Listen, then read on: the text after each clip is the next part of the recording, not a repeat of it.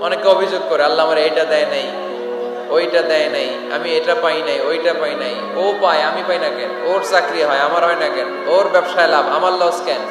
ওর বউ সুন্দরী, আমার টাকা লাগেন? আছে না নাই? না, অভিযোগ করবেন না। আপনি যে অবস্থানে থেকে অখুশি, আপনি যেই অবস্থানে থেকে আল্লাহর কাছে অভিযোগ করতেছেন, আপনার এই অবস্থানে আসার জন্য অনেকে আল্লাহর কাছে দোয়া করতেছে, ঠিক কিনা? কিন্তু আপনি এই অবস্থানে খুশি না। অনেকে এই অবস্থানে আসতে চায়, তাদের স্বপ্ন যে তারা একদিন আপনার স্থানে আসবে, কিন্তু আপনি আপনার জায়গায় থেকে খুশি না। এজন্য উনজুর ইলা মান হুয়া আসফালা মিনকা, তোমার চেয়ে যে খারাপ অবস্থায় আছে তার দিকে তাকাও, তাহলে তোমার মনের দুঃখ ঘুচিয়ে দিবে কে? আপনার চেয়ে যে খারাপ অবস্থানে আছে তার দিকে দেখেন কি অবস্থা। আপনি এইটা চান, ওইটা চান, কত কিছু লাগবে আপনার। হসপিটালে যে দেখেন ক্যান্সারে আক্রান্ত রোগীদের কি অবস্থা দেখেন। ক্যান্সার যার নেই কোনো অ্যান্সার, বাঁচবে না সে। ওরে যে জিজ্ঞেস করেন, ভাই আমি তো বাড়ি চাই, গাড়ি চাই, আমার অনেক অভিযোগ, আমি এটা চাই, ওটা চাই, তুমি কি চাও? ক্যান্সার আক্রান্ত রোগীটা বলবে, আমি কিচ্ছু চাই না, আমি খালি বাঁচতে চাই। ক্যান্সার আক্রান্ত রোগীটা কি চায়? শুধু কি চায়? বাঁচতে চায়। আর আমাদের অনেক কিছু লাগবে। এজন্য বেঁচে যে আছি এই জন্যই আলহামদুলিল্লাহ। শ্বাস প্রশ্বাস যে নিতে পারতেছি, বেঁচে আছি, অনেক দিয়েছে প্রভু, আর কিছু লাগবে না, আলহামদুলিল্লাহ পড়েন। চাওয়ার কোনো শেষ নাই, আছে? লাউ আন্না লিকুল্লি ইবনি আদম ওয়াদিয়ান মিন যাহাব আহাব্বা আন ইয়াকুনা লাহু ওয়াদিয়ান ওয়া লা ইয়ামলা ফাহু ইল্লা তুরাব। প্রত্যেক বনি আদমকে আল্লাহ তাআলা একটা করে স্বর্ণের পাহাড়ের মালিকও যদি বানিয়ে দেয়। কিসের পাহাড়? সবাই বলেন। দেখছেন শরীয়তপুরে? শরীয়তপুরে নাই স্বর্ণের পাহাড়? কোন দেশে আছে? সৌদি আরব। স্বর্ণের পাহাড় নাই, স্বর্ণের খনি আছে। স্বর্ণের পাহাড় এই পৃথিবীতে হবে না, স্বর্ণের পাহাড় পাওয়া যাবে জান্নাতে, ঠিক কিনা? প্রত্যেককে যদি আল্লাহ একটা করে স্বর্ণের পাহাড়ের মালিকও বানিয়ে দেয়, তারা আরো একটা স্বর্ণের পাহাড়ের মালিক হতে চাইবে। আচ্ছা বুঝে শুনে উত্তর দেন তো, আল্লাহ যদি আমাকে একটা স্বর্ণের পাহাড়ের মালিক বানিয়ে দেয়, আমার 14 পুরুষ এই পাহাড়, স্বর্ণের পাহাড় কেটে কেটে ভেঙে ভেঙে বিক্রি করে খেয়েও এই পাহাড়ের অর্ধেকও কি শেষ করতে পারবো? তাহলে আরেকটা লাগবে কেন? স্বভাব, ঠিক কিনা? স্বভাব কে? তো একটা স্বর্ণের পাহাড়ের মালিক যদি আমি হই, আমার 14 পুরুষ খেয়েও শেষ করতে পারবে, তারপরেও আমি আরেকটা কেন চাই? স্বভাব। আল্লাহর হাবিব বললেন এটা স্বভাব।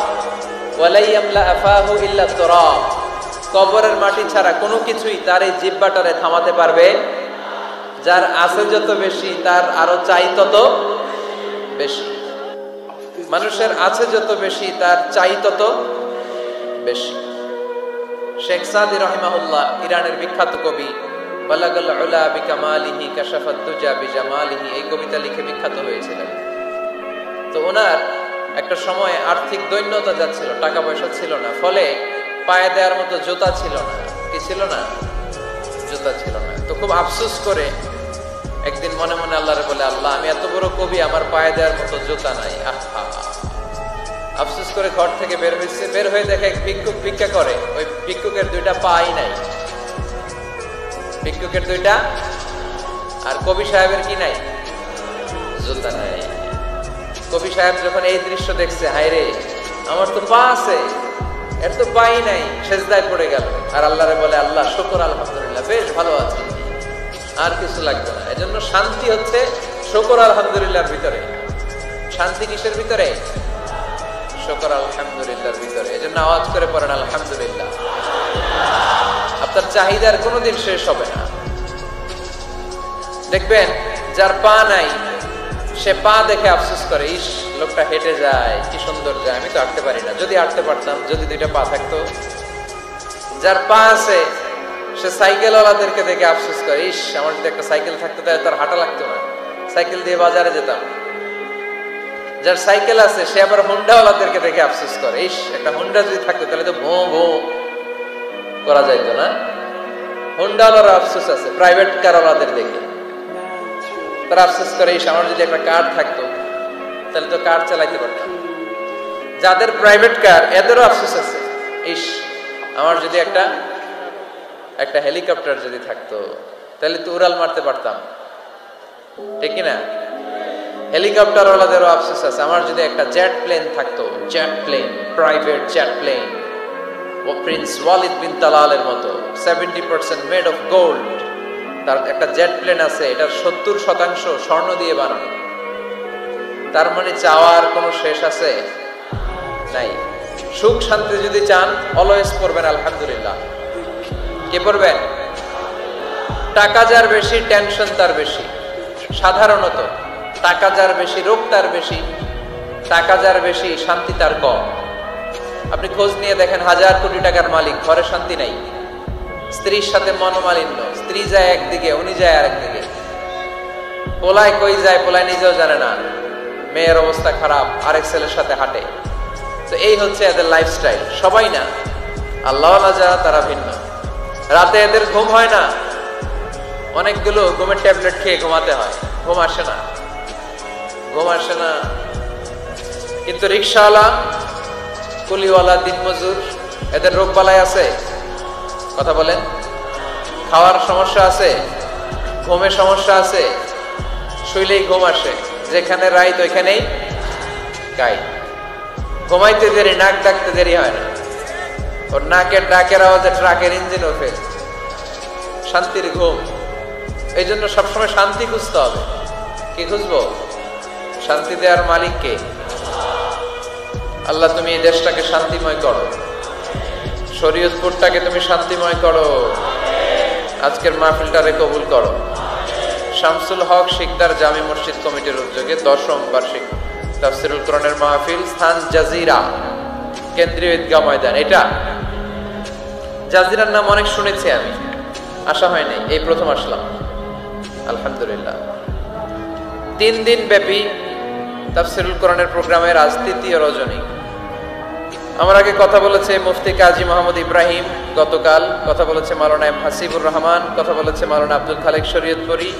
যারাই কথা বলেছে কোরআন হাদিসের আলোকে যা বলেছে আমরা যেন আমল করতে পারি, আল্লাহ তৌফিক দান করো।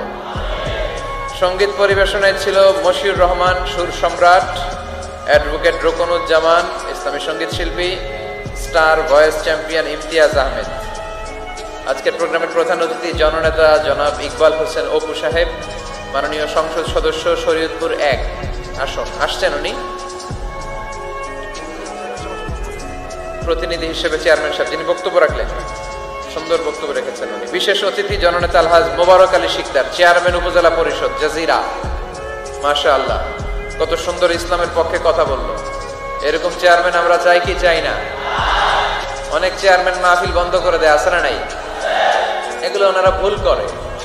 ওনাদের উচিত মাহফিলগুলোতে আসা। যেমন আপনাদের চেয়ারম্যান এসেছে, আপনাদের ভালোবাসায় শিখতে হয়েছে, ঠিক কিনা? আপনাদের দোয়া নিয়ে গিয়েছে, দোয়ার দরকার আছে না নাই?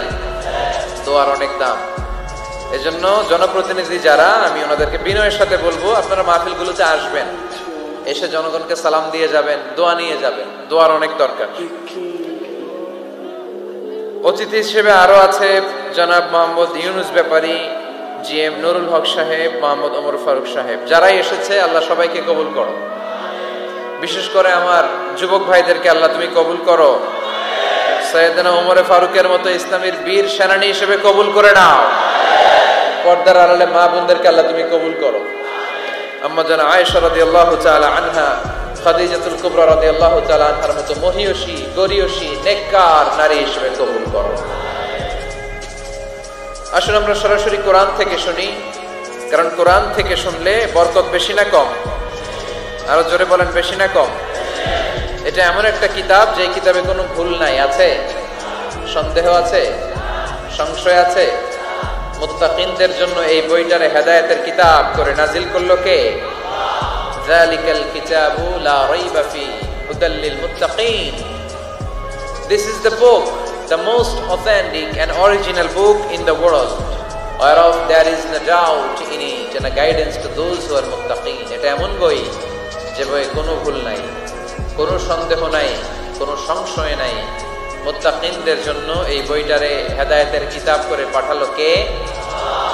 আবার আল্লাহ বলেন কিতাবুন আনজালনাহু ইলাইকা লিতুখরিজান নাসা মিনায-যুলুমাতি ইলান-নূর।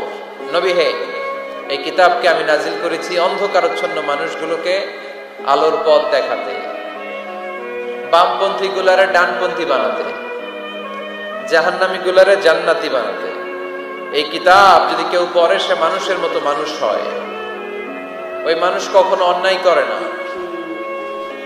এই কিতাব যে পড়ে এবং মানে, এই কিতাবের শিক্ষাকে যে নিজের মধ্যে ধারণ করে সে কখনো মিথ্যা বলে না, মা বাবার সাথে বেয়াদবি করে না।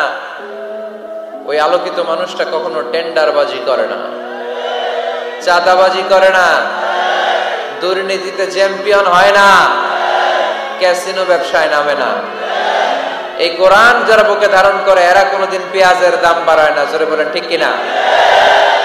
এরা কখনো তাদের কোনো কাজে জনমানুষের ক্ষতি করে না।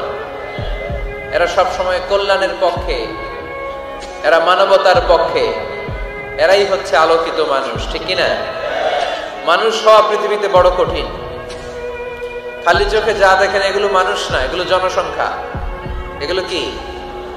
এজন্য বলা হয় বাড়ছে জনসংখ্যা, কমছে মানুষ। বাড়তেছে কি, কমতেছে কি? মানুষ।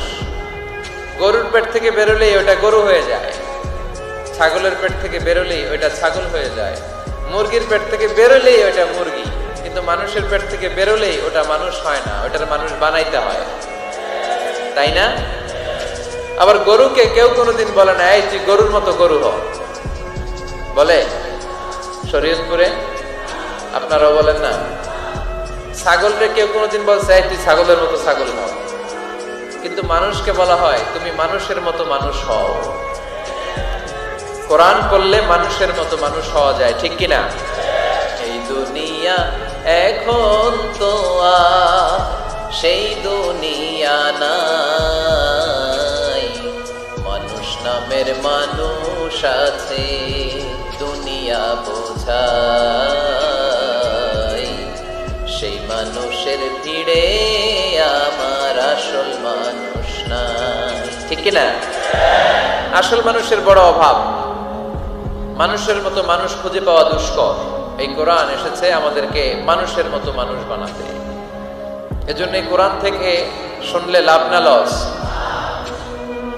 কোরআনের সাথে আমাদের সম্পর্ক বাড়াতে হবে। প্রতিদিন কোরআন তেলাওয়াত করতে হবে। আপনারা করেন? হ্যাঁ, আজকে করছেন কারা কারা দেখি? মাশাআল্লাহ, মাশাআল্লাহ। হাত নামান।